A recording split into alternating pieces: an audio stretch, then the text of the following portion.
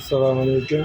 Mana bugun yana bitta istem yo'limizni yoqib ishga tushirib beryapmiz.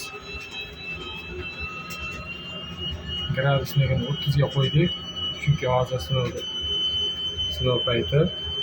Mana ko'mir surishi 45, dam oladigan vaqti 01 turibdi, ikkalasi ham sirda turibdi. 195 tuk kelyapti. Oldiga orqaga qiladigan kulchatirimiz. Bu knopka kulchatir, bunisi ventilyator. Mana yongandagi qayerdan tutun chiqadi, qayerdan nima bo'ladi deganlar uchun mana shu holat. Mana eng katta holati qo'lni kuydiradigan issiqlik bor, lekin ortiqcha tutun chang yo'q. Ikkinchi eshigida